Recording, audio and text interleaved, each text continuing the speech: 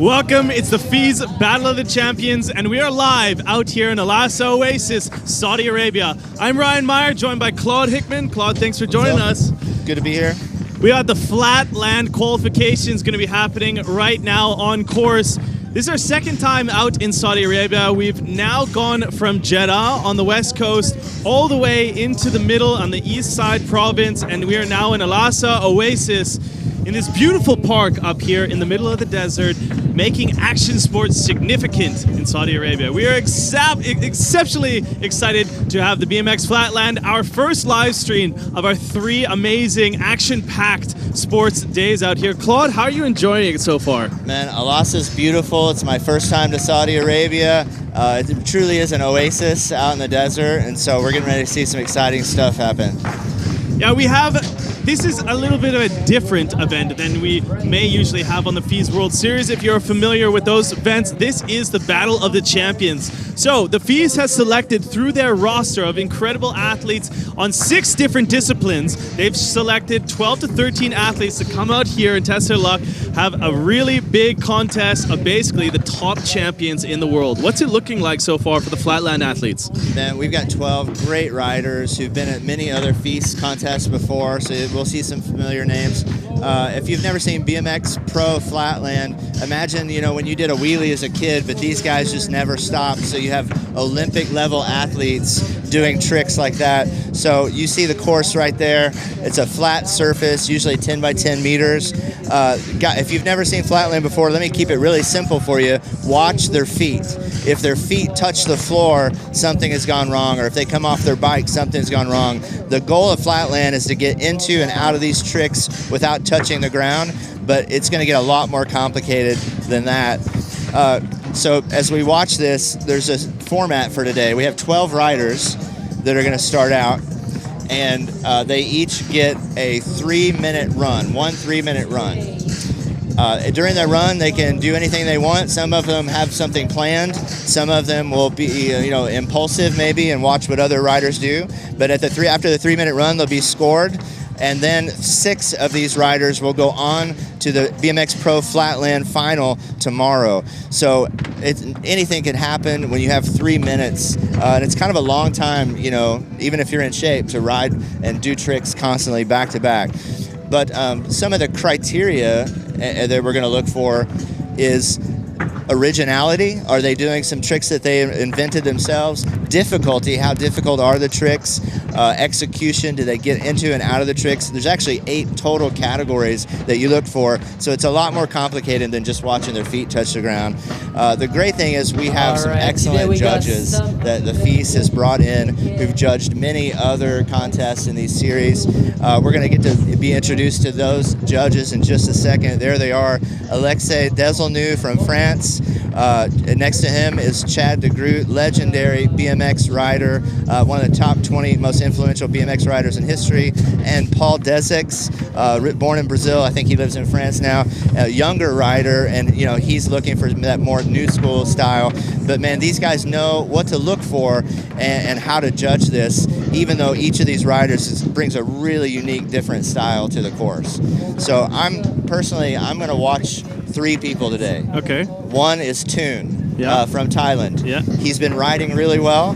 Another one is Alex Jumelin from France. Yeah. Always a favorite at the FIS series. And the last one that I was thinking about is Masato Ito from Japan.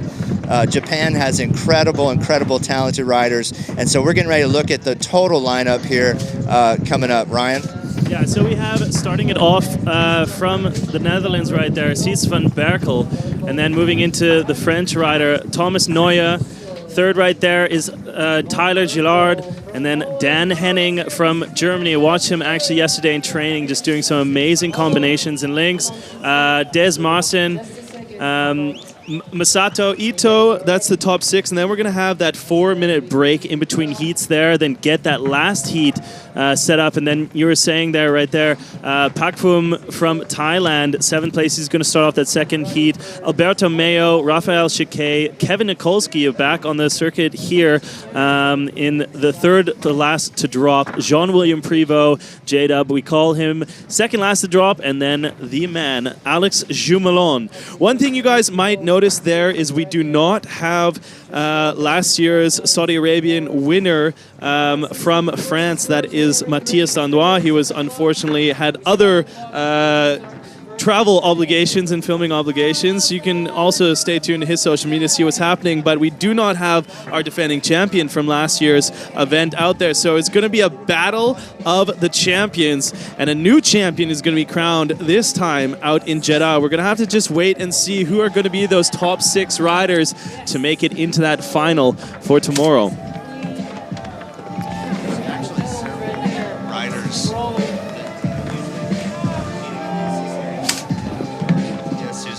Last year, Moto Sasaki from Japan, who was number 4 in the series last year, and Vicky Gomez from Spain, who was number 5 ranked last year. So this is a real chance for some of these other pro riders to really be seen and get a chance in the spotlight. And these guys are incredible talent. But I think it's a chance for them to showcase their ability, and an awesome honor that they get invited, to the Battle of Champions here in Saudi Arabia. Yeah, what a cool event to host out here in Saudi Arabia. This is not a part of the FIS World Series, if you guys are familiar with watching us online and on TV for the FIS World Series.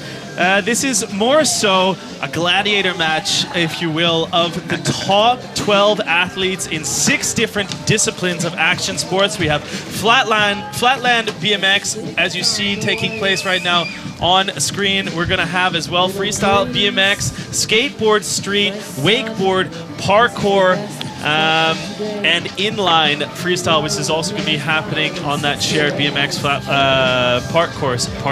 It's really like an applause to the General Sports Authority for putting this together and for creating something that keeps the youth healthy, keeps them getting outside, keeps them exercising, creating that culture with Shakara season here in the eastern provinces. It's great that they're creating these kind of spaces where youth can get out and even just see what can happen on a skateboard or bike that maybe interests them enough to get out and have a healthy lifestyle, Exactly, and that's exactly why we are doing such a sport in Saudi Arabia here. We're really wanting to grow the action sports population and get the Saudi Arabian youth and public out here to understand what it is that we're doing on a global basis. Last year we had 137,000 attendees at our Jeddah location for our event, and we're looking to top that one as well this year. Let's talk about the guy who's finishing up his qualification run. This is Sensei, and he's kind of just came out of nowhere last year. He's been riding 15 years, but really just burst onto the scene in 2018. He was voted the Breakthrough Rider of the Year by other riders, and he has this really unique style, spinning, standing on the stem and the frame. Watch this, where he gets his feet off the pegs like that. Putting those tricks together in a competition like this is going to be really important for him. But, he's going to have a really cool future, I think, this next couple of years as he's been discovered basically in 2018. That's going to be time for him. He also had a really bad crash at the end of last year, and it knocked him out. He fell unconscious, so he's sort of recovering for that. But Sensei from the Netherlands, we got 2 Netherlands riders here, man. We're doing it for Deco. Finishing up a good first qualification run. We'll see what his score is here in just a second.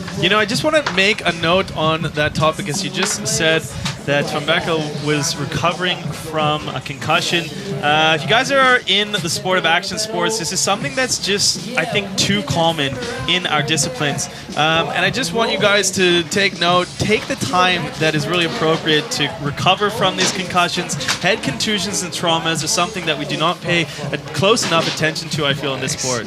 That replay just showed one of the hardest tricks probably that's going to be done today, and he pulled out of it, so he's going to be super happy about that. And see, these are going to be scored higher because they're original tricks and they're difficult, and he pulled them. How does that end up happening, that you have a rider been riding for 15 years and then just gets discovered in this last year? You know, it's cool because as it's grown globally and as the internet has helped some of these guys get known, one of the tools, honestly, that helped him, I think, get in the limelight was something called Master of Creativity that was started by Marty Copa, who's one of our, staple judges usually here. And he was, I think, a winner for one of the categories last year for Master of Creativity. Shout out to Marty. Marty took his influence and created some things like that to help this next generation of riders get discovered. So I think his score just came in 76.66. That's a really good. When you're the first rider, I've competed at these events, I've judged at these events, all that. When you're judging, it's kind of difficult to score that first rider. Yes, you have to think about the judging weight. You have to think about where you want to put them, and that's actually, I think, a really good place for being rider number one. Now, Thomas Neuer has a really creative style as well. Rides kind of by himself. He's from France, doing it for Deco BMX by Chad Degroot.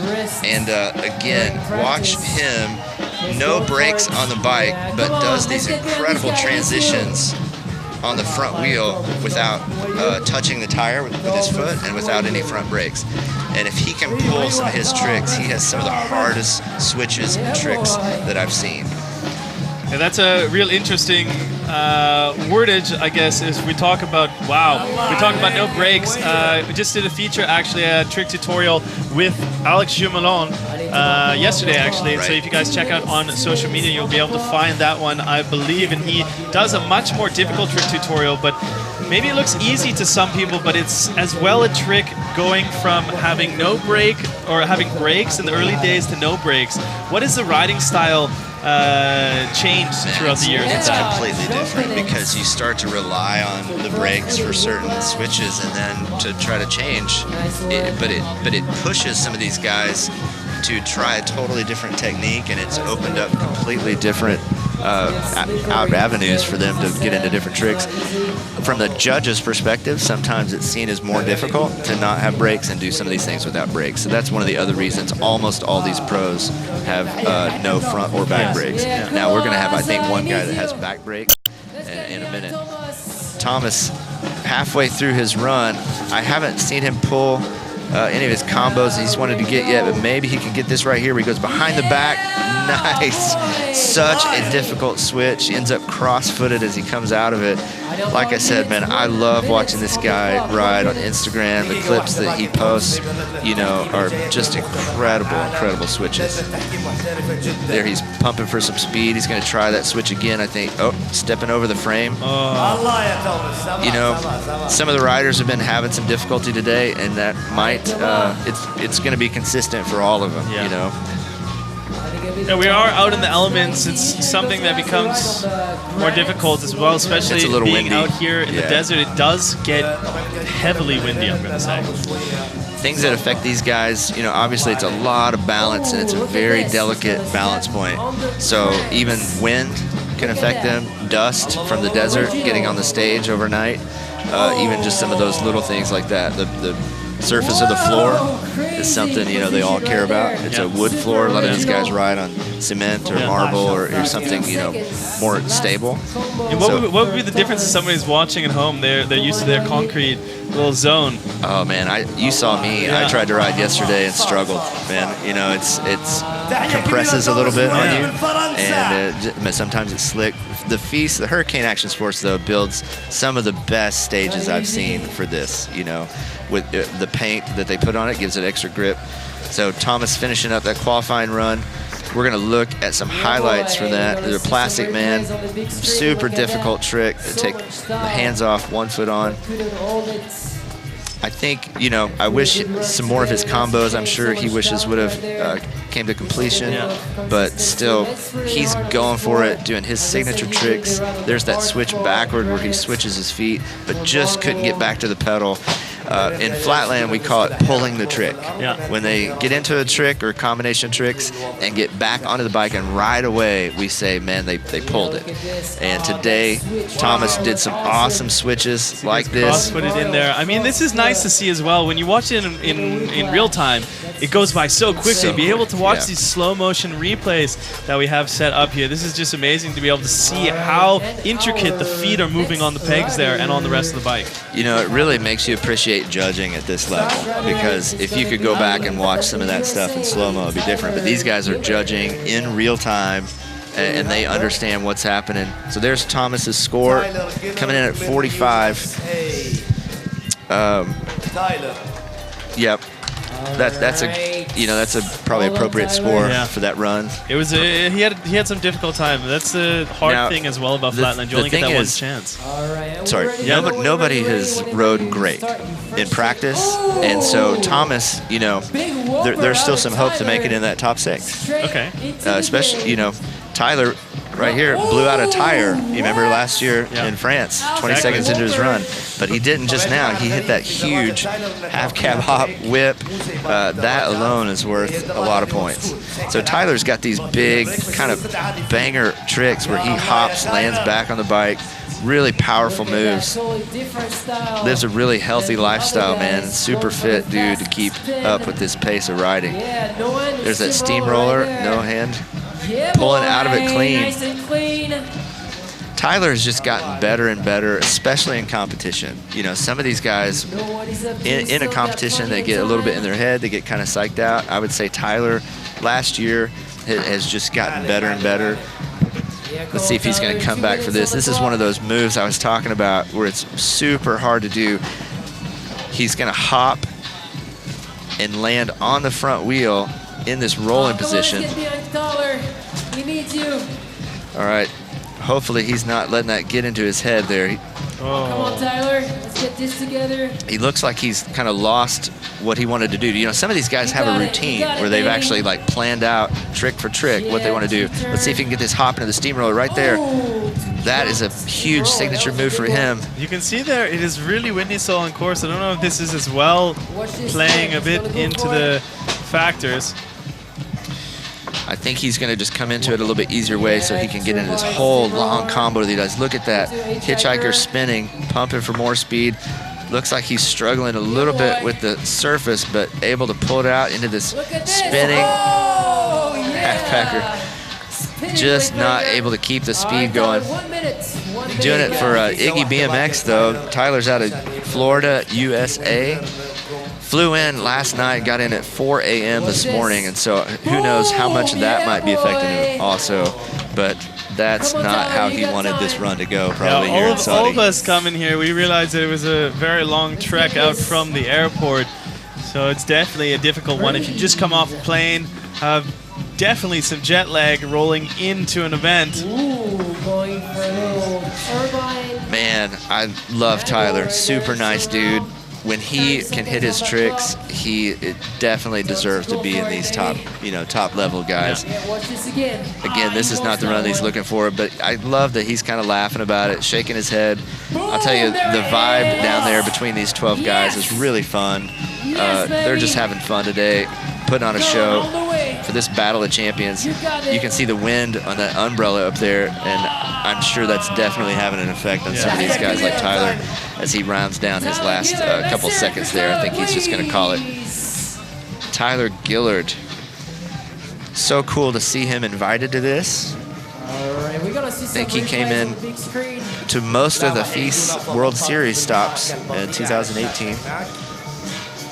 Yeah, it's nice to see Tyler out here in Saudi Arabia as well. Big shout out to the GSA, the General Sports Authority of Saudi Arabia, to really step their foot down here and rise the numbers of sports in the region, as well as the Sharkey season for as well bringing sports and progressing the culture to the eastern province in Saudi Arabia. If you guys are watching from home, make sure as well you want to check out some other highlights. Get us on YouTube. find FISE, F-I-S-E events. As well, Facebook, FISE.official, Twitter, @FISEworld, as well as Instagram, @FISEworld. And make sure you hashtag all your posts, FISEworld and FISE Saudi Arabia. 56.66 for Tyler. So kind of putting him at the bottom, I would guess, but there's still a lot of guys to go, and there's still a lot that could happen. This guy, Dan Hennig, super cool dude from Zurich, Switzerland, and I've started to notice that really tall riders are doing really well now. Dan, I asked him, he's 189 centimeters, like 6 feet, 6'2". It's a big dude, you know. He very big. Did a trick the other day and just snapped his chain. You know, I weigh 140 pounds. I've never broken a chain. But these guys, he does some big tricks like these hops. And he said, I broke my handlebars a couple months ago. I've broken a pedal. You know, but now they're starting to make bikes strong enough where guys like Matthias or Dan Hennig can do Flatland and do really well at it. But Dan has some super hard tricks. He's got a trick that I'm sure he's going to try in this run. It's a half bike flip, which is amazing. I saw him pull this yesterday. As well, you have to notice that he needs to stop the front wheel completely from spinning in that one, otherwise the axis throws it off. Everything has to come together for that. Now, he's putting together a good little run here with this mega spin. I'll tell you what, he's been out here practicing a lot. Yesterday and today, I think he's gotten more used to this floor than maybe some of the other guys, and that's a good start for Dan. And Dan definitely getting off a nice link. Doing it for Vivi Cola and Sony. Got a camera company sponsored. There's a nice hop whip. He's got some just difficult tricks. All right, let's see what he's setting up here. Got this spinning pivot back and forth where he's turbining. Touched the ground a little bit, but that's okay. He kept the link going, and he's going to step up on both pedals. Spinning time machine. Up, trying to step through to the other pedal. Lots of variations in that spin that the judges are watching for, and just a fun little 360 to throw in. Like I said, man, these guys just seem like they're having fun. All friends just hanging out. But at the end of the day, man, it's a battle. It is a battle of the champions out here. It is the battle. Oh, Dan just slipping that one up. Let's see if he can get this link. Under 1 minute left in this. So how long is it technically, are the riders allowed to last past the given time if they're in the middle of the link? They can finish a combo, but I think any other tricks on the combo or anything after the time runs out does not officially count toward their score. Now, it looks like he's trying to set that bike flip up, and I wonder if he's going to go back for that, because that's a big trick to try in a contest run. He may just move on to something else. Little half cap 3. Looks like he's setting up a decade, pulls it clean. He might be just trying to put in some tricks to make it to the final and wait for that bike flip, because he's still got to beat some guys like Alex Jumelin that are coming up. So he may be saving some tricks. Still trying for that hop whip. He's going to call it time. That's Dan Hennig. Super nice dude. Pretty good run, you know. So the judges are going to look at everything he did. They're going to look at the difficulty of what he tried. Like I said, man, 3 minutes, when you're putting in that kind of effort on those kind of tricks, you can see it's exhausting. You know, it takes everything out of you. Some of these guys didn't warm up as much because they knew the energy it takes just to get through that 3 minute run. They saved some of their energy, like Kevin Nikolsky, man. He's just sitting around. I said, you know you got to compete today, right? And he's like, I'm saving it. You know, I'm waiting for my run, because he does some heavy tricks. Nikolsky is one of my favorites to watch. Well, and yeah, these riders, like I said, they need a break in between. We're going to give a chance for some of the other guys to warm up. While they do that, we're going to watch some highlights from the first couple of guys that rode. This is Sieste from the Netherlands, who really has the top score right now because of some of these unique original moves, like this right here, where he steps over onto the pedal, takes the other foot off, super creative move on the frame, and pulls it out in his contest run, you know, no matter what, I think he's going to be stoked going home knowing that he pulled that trick. You can tell by the look on his face, right? And this is, well, so unique, like standing in such different positions. Yep. One on the actual pedal there, and one just where the C-tube ends and the C-post comes into the frame. Wow, he pulled that trick too. That's 2 really original moves for him, so he might keep that top spot for a while. Thomas Neuer, again, pulling these smooth combos.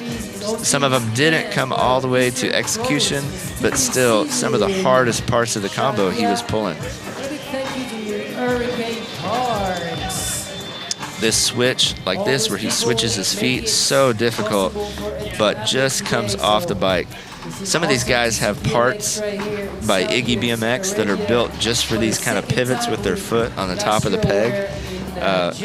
Jean-William Prévost makes these parts called Iggy, and the pegs are called microphone pegs. They're shaped kind of like a microphone.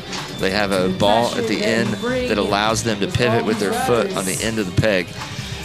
If you don't know what a peg is, that's what is connected to these guys' axle on the front of their wheel. It's what they use to stand on with their feet. Helps them get into these tricks and do some of these moves. It helps them stay on the balance point of the wheel.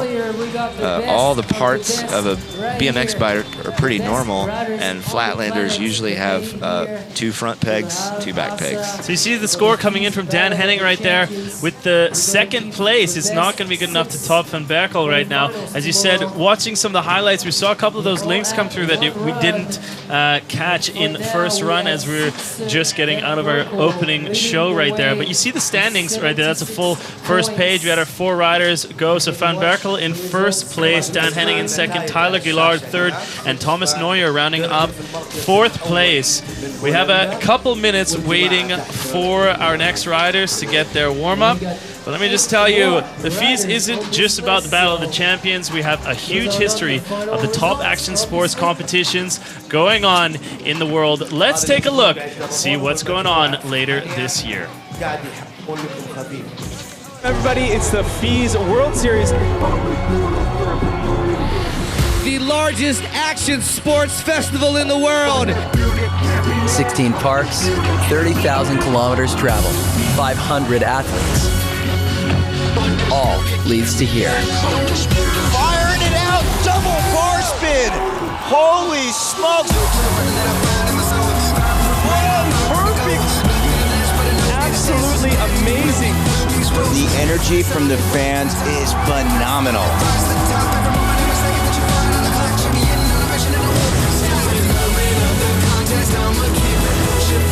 The largest BMX contest in the world. The Olympics. Who could potentially qualify for the 2020 games? When the smoke clears, we are going to have a champion. As you guys see right there, we have a huge list of action sports events coming your way. Next up, we are going to have Japan in Hiroshima, and as well followed by Montpellier and Chengdu so far on the list. Make sure you guys come out and visit us at one of those stops. This one out here in Saudi Arabia is an invitation-only contest. This is of the champions. This is the world's top action sports athletes invited solely out to put on an amazing performance, brought to you by the FIS. But if you guys want to come out and make your action be seen by the rest of the public, you know that all of our FIS stops are open to anyone who wants to come out and join. You have to come out, make your registration seen, and then come out and see if you're able to test your luck against the top action sports athletes in the world, whether it be BMX, mountain bike, wakeboard, skateboard, or inline. We want to see you at one of the next stops. This is Des Marcin starting off 3 minutes, and he showed up in Chengdu, China at the end of last year. It was his first FIS competition and just exploded. He made it through the semis, made it through the qualification, all the way to final. So this guy definitely has the ability to make the top 6 with these other riders. Coming also out of Netherlands, he's the Dutch champion at one point, and you're going to see why. You got incredibly difficult switches on the front wheel.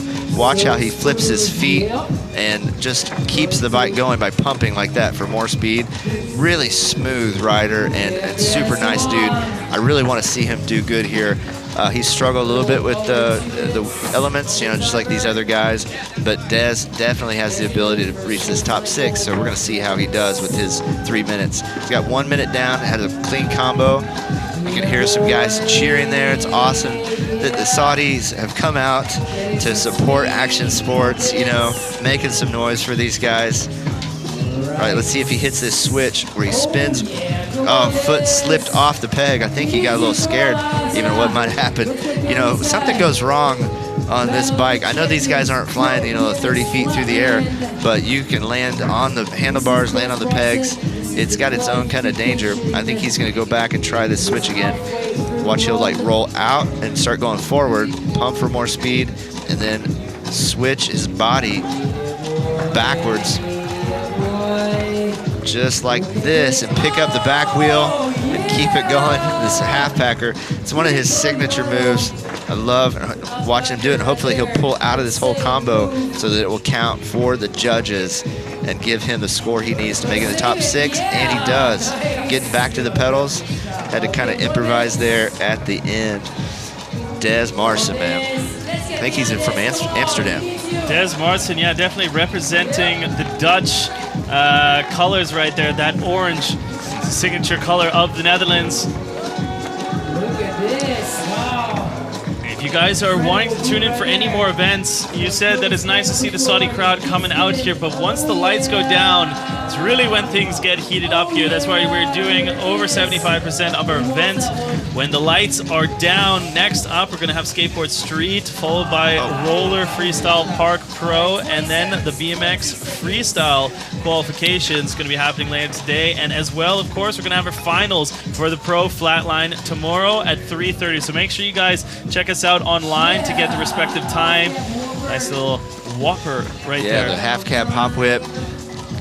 Good, you know, solid trick for him, but not the combos that he wanted coming into this. I think he's actually switching up tricks to make up for maybe the floor, not being used to the floor.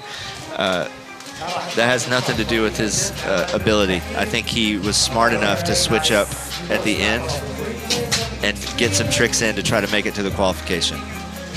So we're going to look back at some of those switches that he hits. Look at the balance that this takes, man. On the front wheel, rolling while switching your feet and the handlebars, grabbing around his back so that he can make this switch. Pivots and goes the other way and switches feet.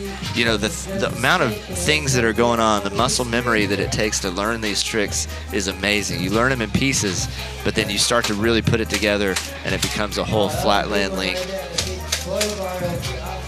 There's another one of these pivots where he reaches around, grabs the seat, pulls it up to this half packer move, and I believe he pulled that whole combo. He got in some good tricks. Toward the end, he struggled with just rolling on the floor. The bike came out from under him all of a sudden. He looked a little surprised, and I think at that point he kind of changed game plans and did some more stationary spinning tricks just to get points on the card, you know, with the judges. That's a smart move. You know, that's actually a smart athlete to understand where you're at in the middle of your 3 minutes, adjust, Completely. do what you need to do.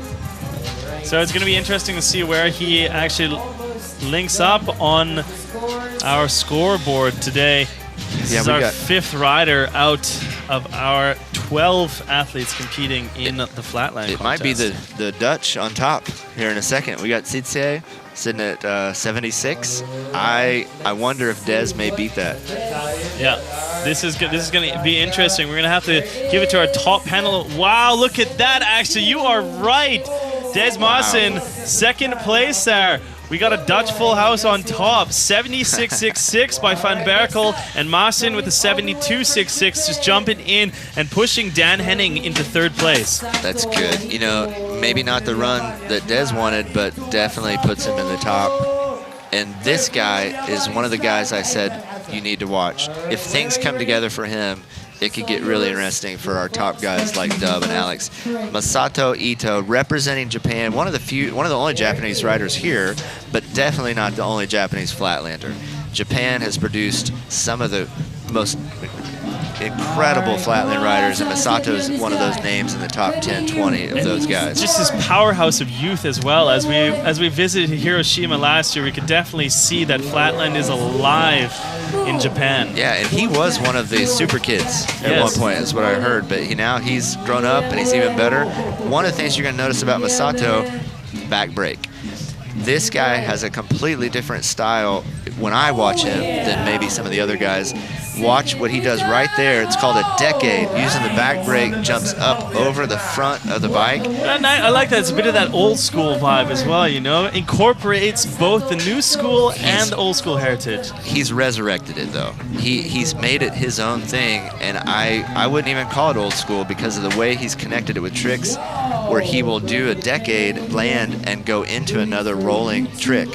And so it's really, honestly, man, it's his own style, and it's some of the things that Japan is doing that's reinventing the sport of Flatland. But watch, if he can get this move, little peg decade out, but he's got some of these moves where he jumps up, the bike is completely vertical, and he'll land on the other peg on the other side and then keep going in a wheelie.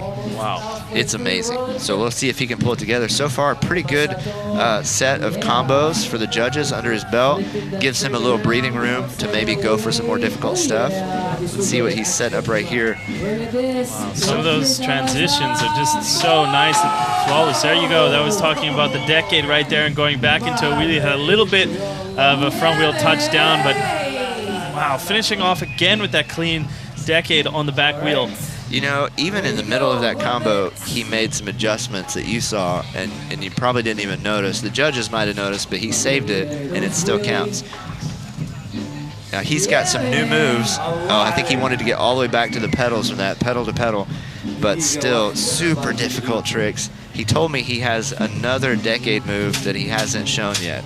Okay. I don't know if we'll see it this week at the Battle of the Champions, but we'll be watching for it. He has to switch his feet. Amazing. The fluidity right there. There he goes. Oh, Keeping there we it in go. the wheelie. And another perverted decade straight to pedals. Super difficult. I think the mustache is definitely helping out with the wind, catching that little factor. It requires a lot of wax and commitment to keep that mustache up. Let me tell you, I had one for a couple of years. He is bringing all the swag and all the tricks with this spinning back wheel ice cream. Oh, just kind of slipped on the surface there.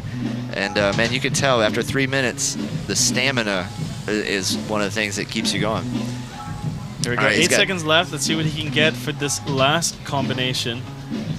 Up over the top of the bike, straight to pedals. What he wants to do is another decade from the pedals. And he can do it, but I think he's going to have to save it, hopefully, for another run. I would guess we're going to see him again, but we're going to have to wait and see what the judges decide to do with all that. Like I said, it's completely different than what we just saw in the other riders. Incredible. This is called a perverted decade because he starts from the back pegs and doesn't touch the frame. There's where he's trying to land on the back pegs again. Okay. If you think about it, his feet have to come all the way around the back wheel. And that's how he landed that one right there. It's nuts. Now, this is one of the few front wheel tricks you see him doing. He's just as good on the front wheel. Using the whole bike is actually one of the categories that the judges are looking for with the UCI rules. Yeah, that's something actually that I just wanted to touch on, because you said he's also just as good on his front wheel. A lot of these riders have kind of made their riding style and their name either being a back wheel or a front wheel rider. How is that different? You said as the UCI is looking for different criteria. Well, not everybody's a fan of that, but okay. Take it or leave it. That's the part of the criteria, is the use of the whole bike. And maybe that's open to some interpretation on how they use the bike. I don't think it means they have to do a front wheel trick to win, but it's definitely something I think that's taken into consideration with UCI. So, again, maybe not everybody that's watching is a fan of Flatland. Flatlander might not all be fans of that. Mm-hmm. There are definitely some guys who are disciplined experts in either the back wheel or the front wheel. Yes. But the guys who can do both, I think it brings some, it brings something different to their, tool bag that they can pull from. And the guys who are on the top, like Matthias, like Vicky, a lot of them do use both the front and back wheel. You see a little view shot of our judges having a little debate to see where a Japanese athlete is going to end up on the board. And you have the scores coming in. A new second place right there with a 73.83. Well, I told you, he's one to watch, but we've got some more guys going. This next guy was the first guy I said that we should watch, who's been getting better and better and better. And not only in the difficulty of tricks that he's doing, but I think just his calm nature during a contest run.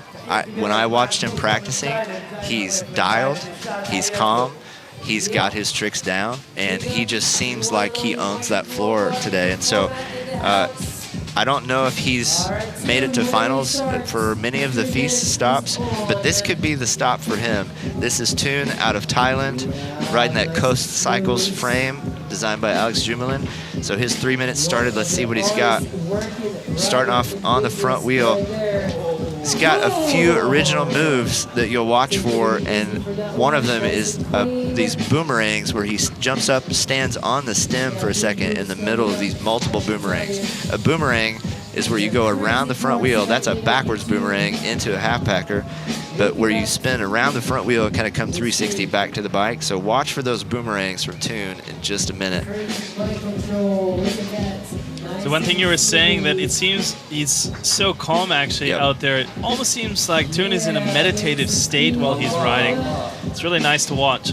You know, he's been getting some online coaching from Marty and some other people, and I think a big part of that is how to stay calm in a competition. You know, how to think like a professional athlete and pull tricks like that where he spins the bars, lands it clean, and just mentally getting into a good place, you know, where he needs to be to do what he knows he can do when he needs to do it. That's what's so difficult about competing. These guys ride for 6 to 8 hours a day, you know, to learn these tricks at this level. But then when it comes down to 3 minutes in the middle of Saudi Arabia in the desert, you know, bringing it together is a whole nother thing. In practice, he's been able to do that. So far, he's got some clean combos under his belt. He's about halfway through his time, though. Let's see. I think he's thinking through what he wants to put together next to make sure that he makes it to the finals.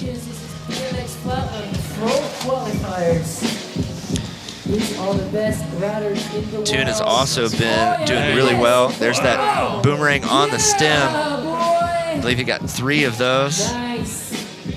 That's a new signature move for him. I was going to say, you know, he's also been a part of the Master of Creativity with Marty online, and that, I think, has pushed him to learn new techniques, new tricks. There's that flare boomerang on the stem again. I think he was going for something different out of that. He's got a couple of different variations now because he's been working on this for the last year or so.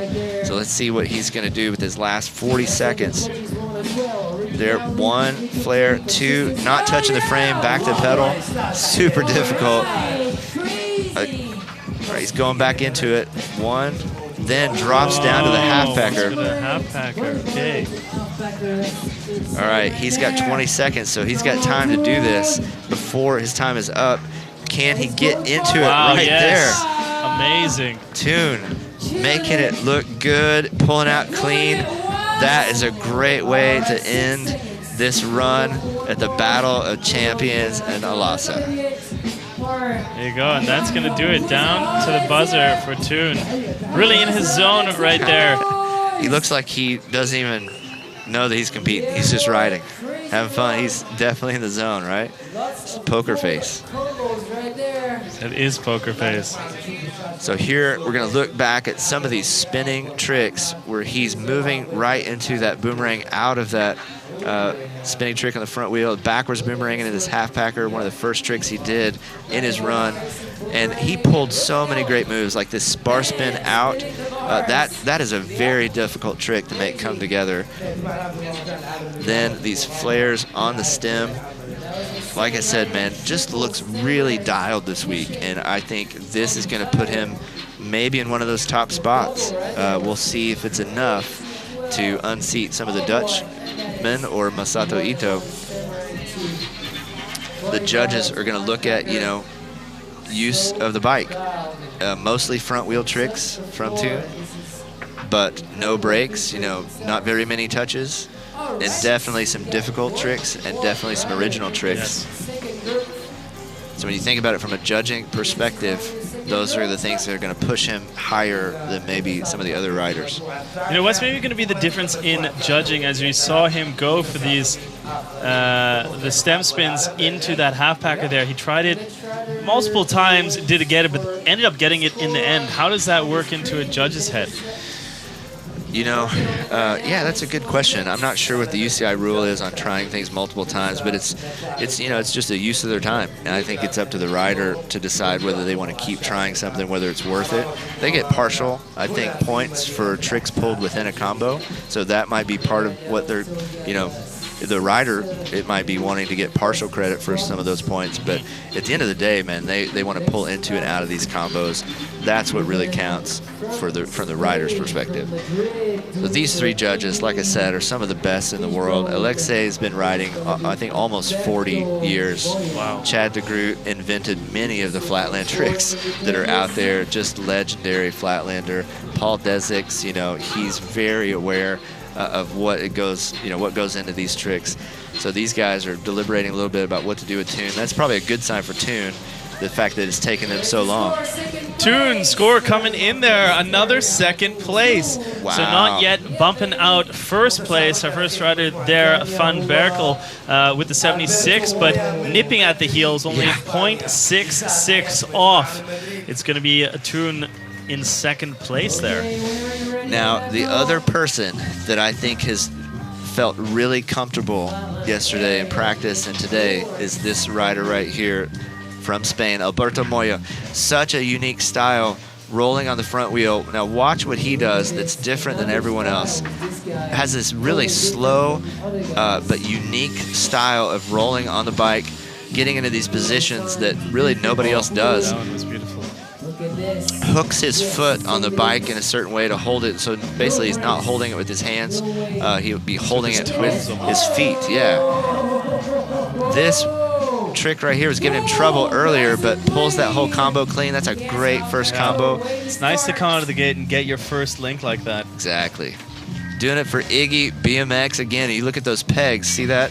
They're called the microphone pegs, and it allows them to do some of these pivots with their foot, just like you would on the ball head of a joint or looks like a microphone. As he gets around the back wheel, watch this slow rolling, really calculated style with the floor. If there are waves in the floor, it makes these really difficult for these guys. But dude, he got out of it somehow, used his hand on the back wheel for momentum. I think he kind of improvised that just for speed. That's nice though to see that little improvisation. Okay, no, not gonna be able to hit it with my foot. Let's just hit it with the hand there. You don't see ice skaters reaching down and pushing the ice to get more speed, but these guys have incredible balance, incredible ability. Look at this. He's pumping while going backwards. It's amazing what they can do. Now, here's it again. Watch him on the front wheel, use his hand on the tire again. These are all his signature moves, and he's pulling them when he needs to pull them here in this run of the Battle of the Champions. Super nice dude, too. One of the riders' favorite rider, you know? Yeah, it's so nice to have all these riders actually out here, all the top athletes coming out basically to an all-star game. It's top athletes in Flatland, as you guys are watching here. We're down to the last riders. It's going to be one more break after Alberto. Alberto trying his luck, though, for his one run out here into the qualifications. Look at how slow that is. Only his one hand and foot on the peg as he's doing that switch around. Yeah, watch how he hooks his toes on the back pegs. The cameraman had a really great shot of it there, and lifts it up and glides like that, and then into this steamroller. Super difficult move. Let's see if he can get into this half-packer. Turbines backwards for just a second. Misses the handlebar a little bit. Yeah, but just doesn't have enough speed to get out of it. The Spanish champion putting together a decent run. Let's see what he's got here for this last 20 seconds. This move looks so crazy when he gets into it. Watch how he hooks his foot on the frame, brings it up. kind of slipped away from him, I think, there for a second. So he's getting back into it. Look at that, with the pedal hooked against his calf and pulls it.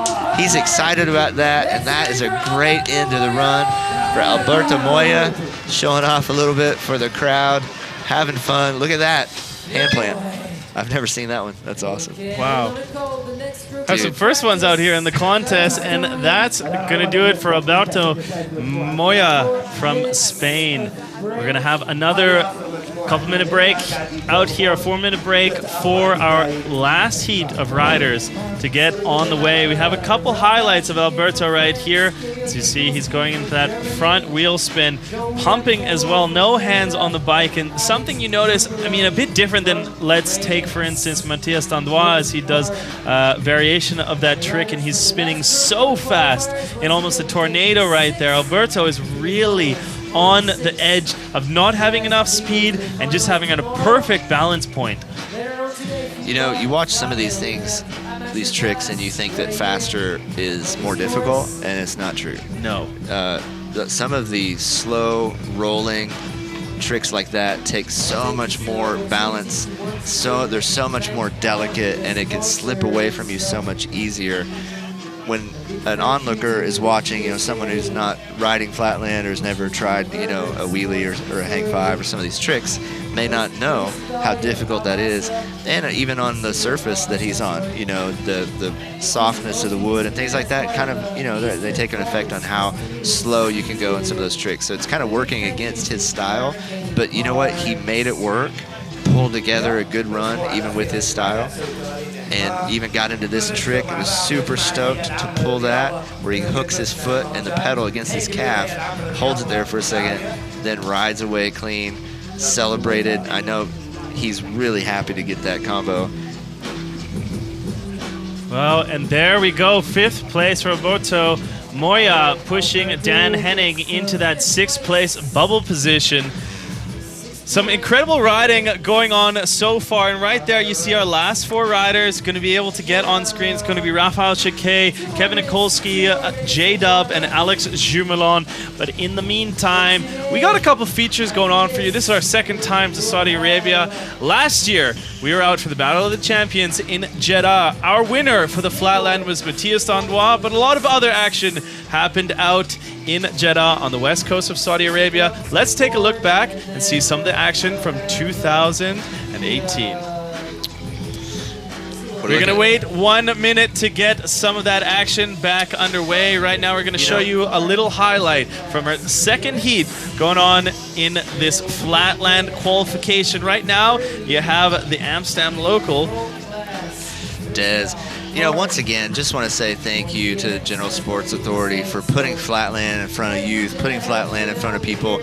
This is such a simple way to get out and exercise. You know, I remember when I first saw Flatland, you don't need a ramp, you don't need waves, you know, you don't need some of these other things. You just need a flat surface and a bike.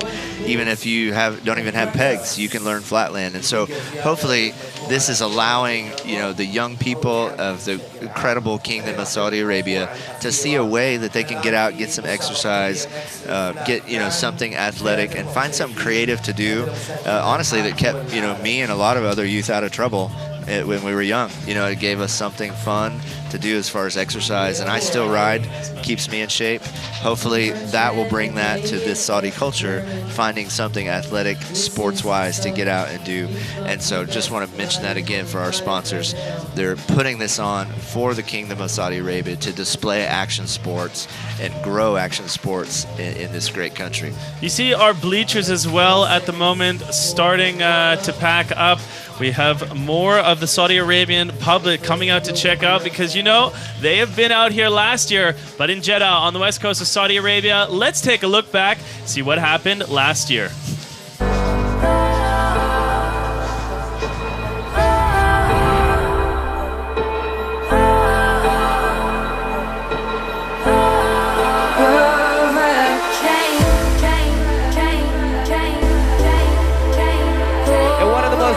Backdrops for a BMX contest that I've ever seen in my entire life. Jeddah, Saudi Arabia!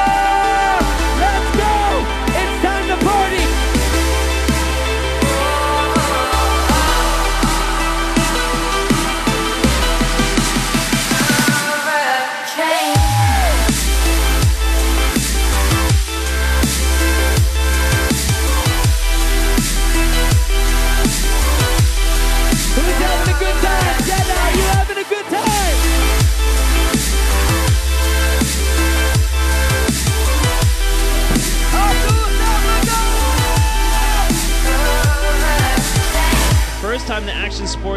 ever been welcomed out to this country. Look at the spectators. How many people have come out to support the FIS? I think for these people, it's the first time they're witnessing BMX and BMX Flatland. So it's just like, kind of like, whoa, what is going on?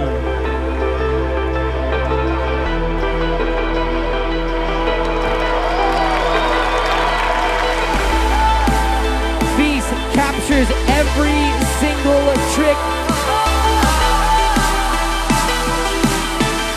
Energy here in Jeddah made that possible.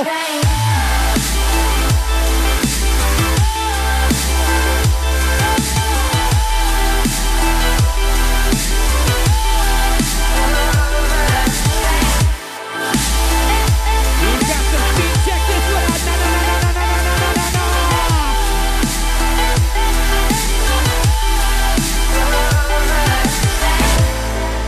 I've been all over the world, and I never expected to come here to Saudi Arabia. And at first, I wasn't sure how the crowd would react because this is very new.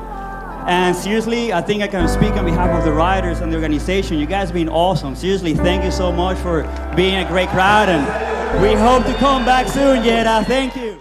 I just want to second the opinion that you hear there from Daniel Dares on screen. None of us were very sure how to well, act and be received out here in Saudi Arabia as we came over last year for our first time. It's the first time that Action Sports was actually invited to this country, and we really didn't know how anything was going to work out, and that's why we've come back for a second time. We're so excited and to see the enthusiasm from the general public out here. Over 180,000 spectators came out to see the show last year. We're looking to progress that number right here. Rafael Chiquet starting things off for our third and final heat on the deck. It's beautiful, and you can see that, man, it's drawn a crowd already here. You know, there's people coming because it's so, Flatland is so unique to watch, especially watching it in person.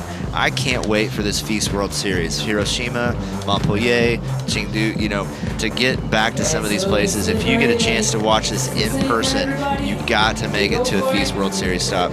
Rafael, one of the staple FIS competitors, back wheel master, and you know, I've been watching him. He's really been working on a lot of new stuff, dialing in his tricks like that, where he switches the bike behind the back, and he just seems like he's been progressing a lot this last year, just riding at another level, riding every day, and posting stuff on his Instagram that's new. You know, I think he's been challenging himself this last year, and it's really showing in what he's been learning.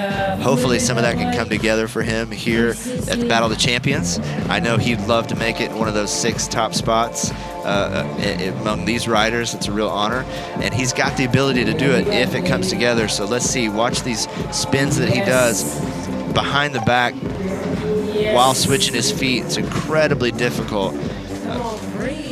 So he's trying to kind of get in his element right now and find his space.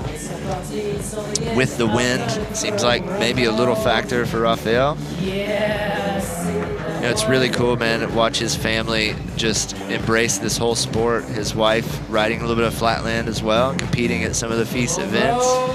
He's been helping Alex at the FIS Academy, and it's been really cool just watching them get involved, and his young kids even getting bikes and getting out of the skate park. It's all about the active lifestyle. So here Rafael switches it up, goes to the front wheel, just missing the pedal though. He's got 1 minute left to really put something together that stands out for the judges, that puts him above Dan in that 6-spot bubble. I haven't seen him yet really get into his rhythm on the back wheel. Let's see if he can get it right here. He's got 40 seconds left. He reaches around behind his back and grabs the peg, keeps the spin going back into a wheelie, and then can do it multiple times. So let's see if he can get what he wants to get. Behind the back, watch that foot spin as he reaches back. Such a difficult switch to do, and then come back out to the pedals. Got one clean for the judges, but only has a few seconds left to do something big. It looks like he's going to try for one more switch. This might be the one where he hooks it around his waist and goes no-handed like that. That is such an amazing trick, and it's a great trick to try. He knew he needed something big at the end of that run, and he went for it. You know, I love that these guys don't always go safe. You know, they know what they can do. They don't like try to pull back. He went for it. And he should be proud of that run, no matter what the score. Amazing riding right there. Rafael Chiquet waiting to see what his score is going to be. Some beautiful highlights right here. Such composure holding out of that switch. Pivoting on those sweet white Vans. I'm surprised he doesn't wear a hole in the bottom. You know, Judge Chad Degroot has a hole in the bottom of his shoe. So everywhere he's went this weekend, when he steps in water, it goes straight through to his sock, and it's hilarious. Quite ironic. I wouldn't expect to be standing too much in water, but maybe sand out here. But yesterday... But we did have, unexpectedly, one of the first rainfalls in about 4 months, and it was not light. It was very heavy. But then you see, actually, just how serious it is when it rains. But just brief, and then now we're back to this incredibly gorgeous sunshine. Just enough to get Chad's socks wet. That's all. Well, it's Chad's first time out here at the Fees. If you guys have not checked us out before, if you're just figuring it out what we are the world's largest action sports event going on in a global scale. Make sure you guys check out where we're going to be next. Next up on our schedule, though, it's going to be Japan, Hiroshima. If you guys are in Japan next month, make sure you guys come out and check us. It's going to be in Hiroshima. We'd love to see you. Now, if there was a best-looking male model contest in Flatland, who would win? Between Rafael and Alex. Between Rafael, Alex, and Matthias. Oh, yeah, I forgot about Matthias, but he's not here. But he's not here, so he's out right now. Look at that. Cut from the model competition. Rafael Chiquet just pushed into the bubble right there. That's a nail-biting position, bumping out Henning. So unfortunately, the German Dan Henning is now out of the qualification ranking. Like we had said earlier in the show, only 6 riders going to be going into that final tomorrow afternoon. If you're wondering when that's starting, that's our second live cast of the day. It's going to be at 3:30 p.m. It's an hour long, but now we have the next German rider, Kevin Nikolsky. Yep. This is my boy right here. Kevin is so fun to watch. He's just got the coolest style. Riding for Snipes, G-Shock, you know, right on that Autumn Bikes frame, and just super powerful spinning moves. Kevin was the guy I was telling you that was kind of resting earlier, saving up his strength just for this run so he could bring these switches and these hops. There we go, Kevin. Underlining First one word link. that you said in that introduction, powerful. A powerhouse and a statement that just came out from Kevin Nikolsky. Man, his bike was lost by the airlines and did not show up until this morning. He did not get to practice, and even when he showed up, he didn't practice very much. He said, you know what, I know what I can do. I know my run. I know my tricks. I know I can do them. And look, he's showing that it's totally true. Coming out here and just pulling clean all these spinning combos right back to the pedal. This is a great run for Kevin. And unfortunately, we didn't see him out in China, and I was disappointed by that, but it's nice that he's been really working on it in the offseason. You said, like, he knew exactly what he wants to do, and he seems to be setting the bar high out here. A minute and a half left, and already has some huge links under his belt. Watch this hop to the front wheel. Just got away from him, but I bet he's going to go back and try that. It's such a difficult thing to do, to be spinning, hop, and switch the handlebars 180 in the middle of the hop. So watch for it. Then he gets back to the pedals after that. So watch this switch right there. Keeps it spinning, gets back into the steamroller, but then he's going to work his way back to the pedals, rolling backwards. Just slides out and misses it, but still having a good time. Point to the other riders and still having fun. You know, I just noticed such a different energy as Kevin has touched the course right here. Just so much power and adrenaline. You said it's not necessarily more difficult to do fast tricks, but man, it gets a lot of excitement going for the audience.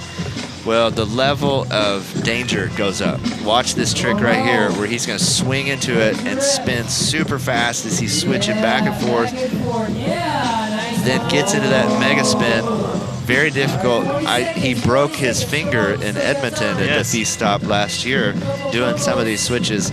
So watch out, man. These tricks are no joke, And that was actually amazing to see Kevin ride out there in Edmonton with that broken figure. He said it was one of his most determined and focused moments of riding in his entire life.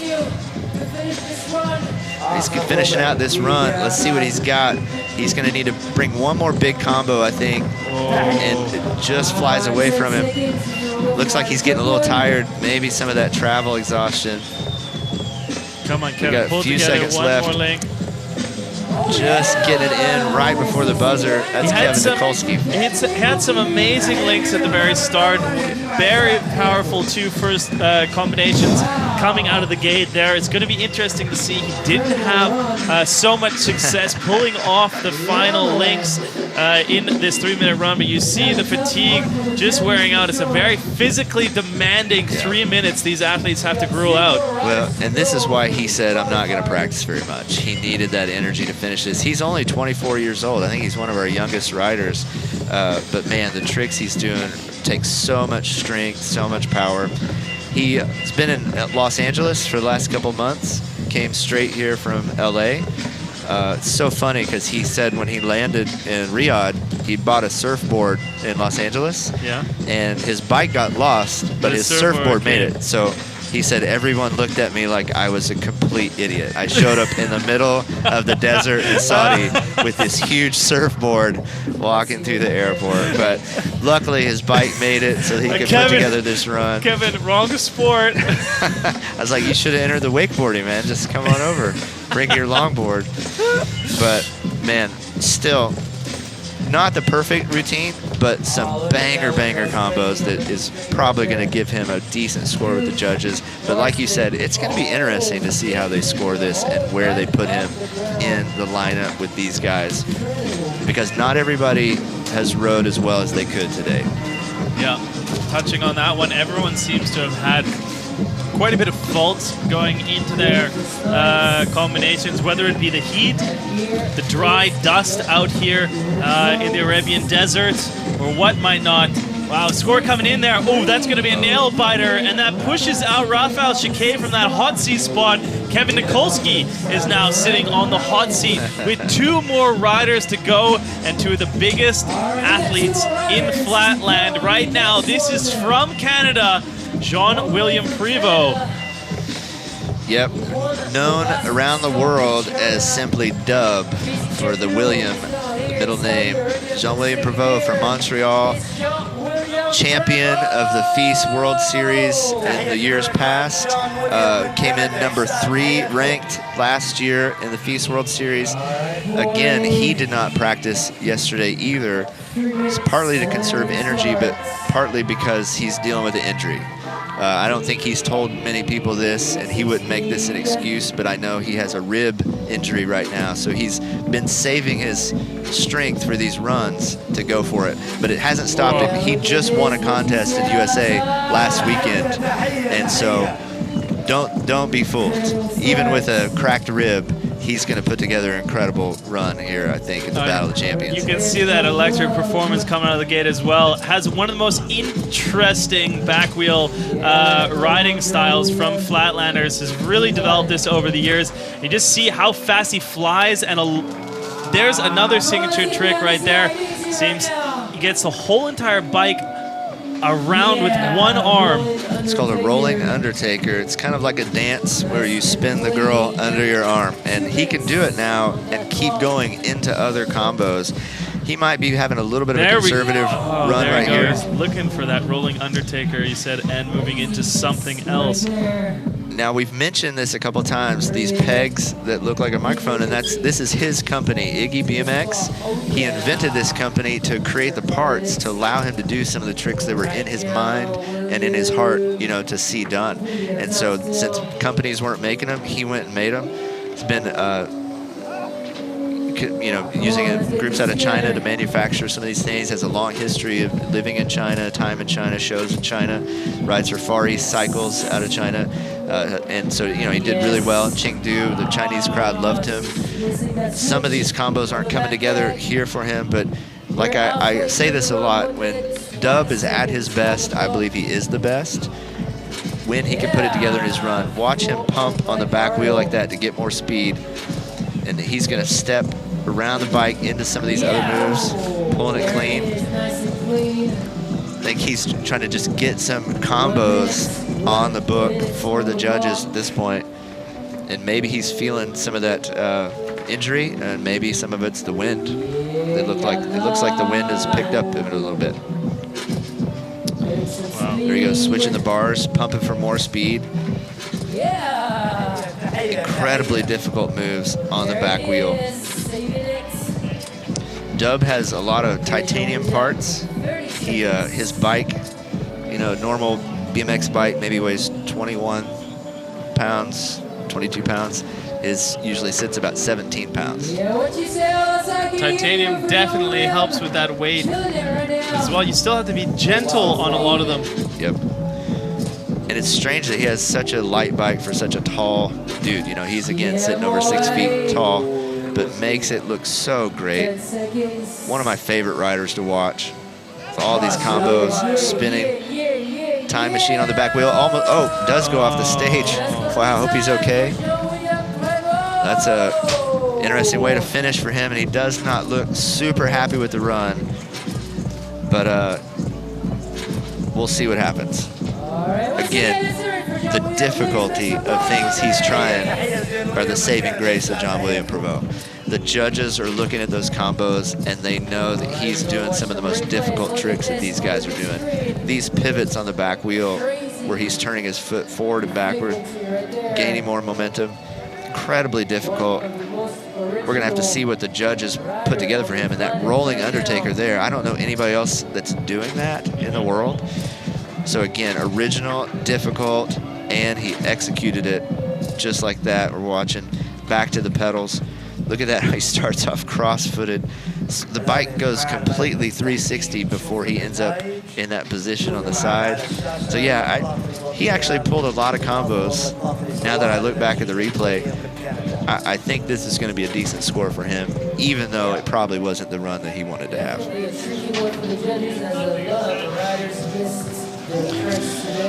Just watching a couple more highlights from the end of Dub's run. See that rolling undertaker again, moving out of that one nice and clean. Unfortunately, just ending things by rolling off the stage. But as you see here, quite a lot of links that have been landed. It's going to be interesting to see where Dub ends up on that board. But the athlete that was sitting on that nail-biting position, there you go, that's that finishing, a little upset for Prévost. But as I was saying, one of the riders, or the rider sitting in that 6th place position, Kevin Nikolsky, we're going to have to wait and see if he can hold up against that run. And I don't think it's going to happen. Jean-William Prévost moves into 3rd place, bumps the rest of the field down 1, and that means right now Alberto Moya from Spain is sitting in that 6th place bubble position. We're going to have to wait and see how things end up as we have the longest competing athlete in FIS history, a man who has competed in every single one of the FIS editions since its creation. This is none other than Alex Jumelon from France. Doing it for Coast Cycles, man. I'm so happy for him. He's got his signature parts there, the frame, fork, bars, coming out of Singapore. Shout out to Coast Cycles. And, again, this guy is such a great competitor, has such difficulty, but more than that, he's been putting back into the sport, as you know, with the FIS Academy in Montpellier, teaching a whole nother generation of Flatlanders and raising up a whole nother generation there. Starting off on the front wheel, Alex has this really cool, unique style that he basically just reinvented himself and created a whole new way of riding and doing Flatland. A lot of rollback tricks where he will just be rolling backwards, do a little G-turn, end up rolling backwards on the bike, and do these boomerangs on the front wheel out of it. And some of the tricks maybe look less technical than maybe like Jean-William Prévost, but they're incredibly, incredibly difficult. There's that little pumping G-turn, little half boomerang. then jumps back to the pedals, and see, he can just sit in this position all day and keep doing combos out of it, boomerang back to the pedals. You guys want to watch the highlight that we did a little feature with Jumelon and myself doing a how-to tutorial, and it showed you just how to do that half cab into boomerang right there. You know, on top of all that, Alex has a lot to celebrate with a new baby boy that just, I think at the end of last year, baby Jude. So shout out to the Jumelin family that's growing. Huge. Happy father there. Huge shout out to the Jumelon family. All right, now he's got to be thinking that he needs to put together some big combos to upset some of the top riders, 1, 2, and 3. So Alex is a longtime competitor, professional in how he thinks about this.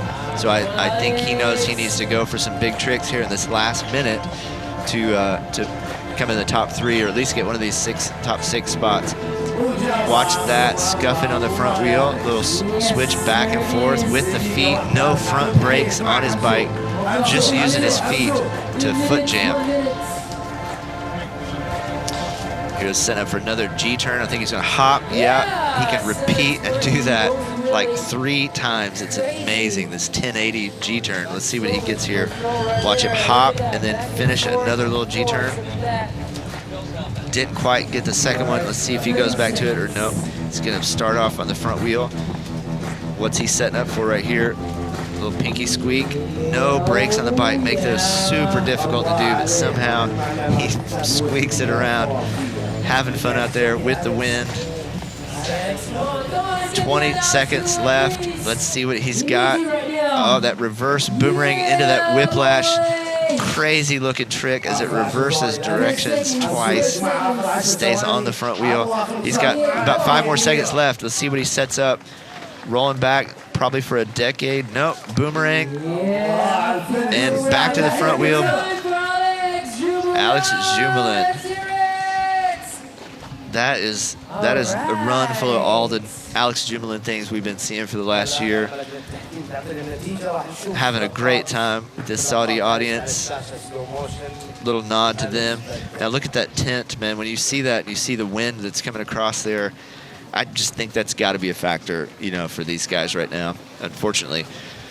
Alex stays on the front wheel, though. Pulling out these boomerang combos clean with his Lacoste shoes. That's gonna be it for the qualifiers. Let's see. Dude, I love watching him ride, and man, he's just so fun to be with on the Flatland floor. He's always having fun, teaching guys new things. Have a little game of bike with the other Flatlanders just for fun, you know. Always has such a good attitude as well coming out here, but it's so nice. Alex has one of these schools out in Montpellier to teach the youth how to do Flatland. Yeah, I need him to teach me to do some of these tricks, I need actually. him to teach me to do a lot. We've just been speaking. Let's see if I can take my 1 week off in between other events and going to Montpellier, and let's see if I can go learn a couple Flatland tricks before France edition of FIS from one of the world's best. Watching that replay, coming around the front wheel, some of the combos didn't come together completely the way he wanted, but still pulled some of the things that he wanted to get in there. Let's see what his score is going to be, and if it's enough to put him at least into the finals tomorrow for this Battle of Champions here in Lhasa Oasis. There's Jude. Shout out to Jude on the TV. He's got a tattoo for his boys on his other hand, and now one for Jude. Just enough space left for Jude on the 4 fingers there. The judges are, I think, trying to figure out what do you do, where do you place Alex with that run. And it looks like they've come to a conclusion. And wow, no way. Alex Jumelin takes the top spot with a 79.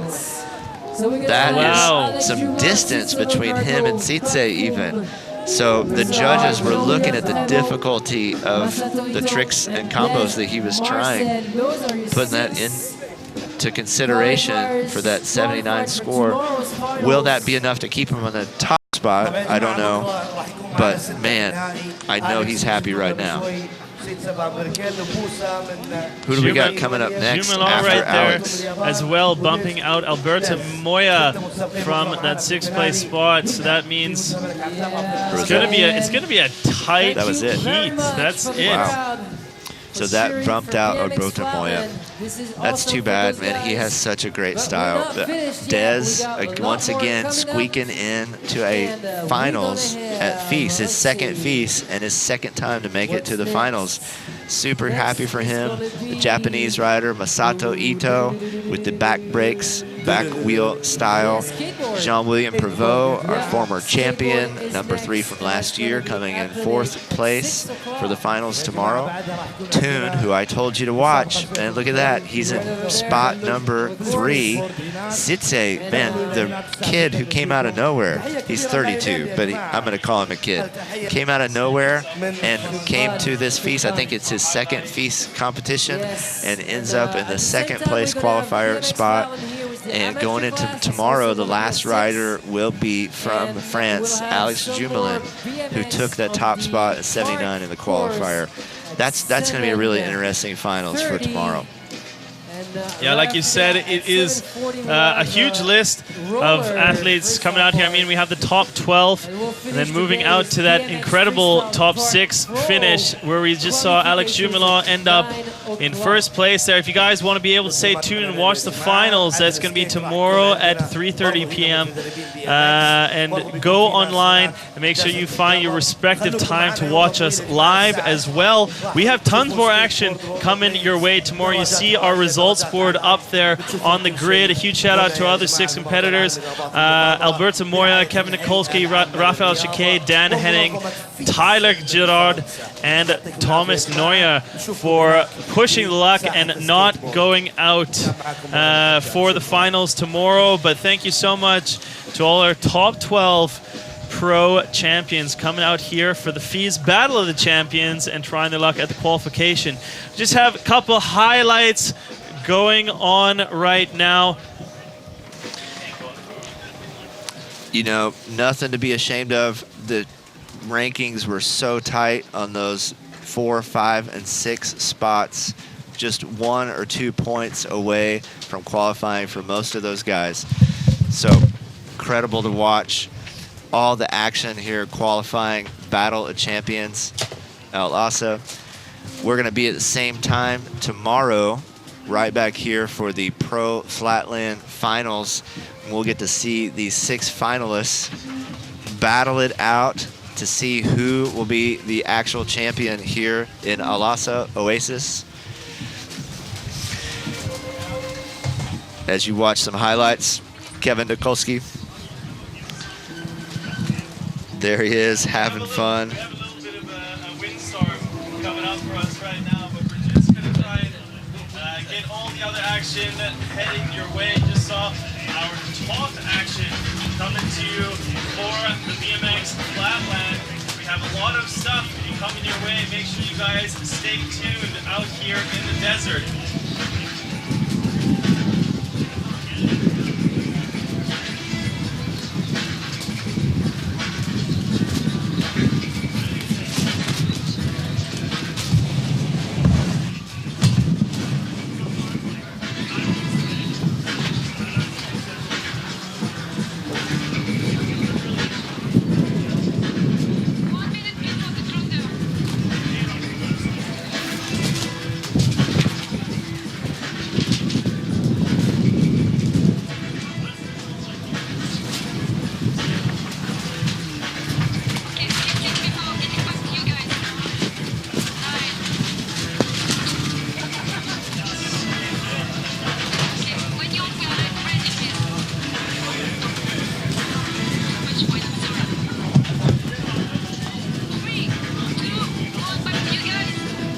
This has been an incredible event out here, hosting the first qualification round, our first live stream out here with you, Claude. Thanks so much for joining us. We're going to have a ton of action coming your way. Make sure you guys stay tuned. We have skateboard coming up next. We also have the inline qualification, as well as the BMX freestyle flatland qualification coming up today. On behalf of myself, Ryan Meyer, and the rest of the FIS, thanks for tuning in for the Battle of the Champions. We have another day of events coming your way.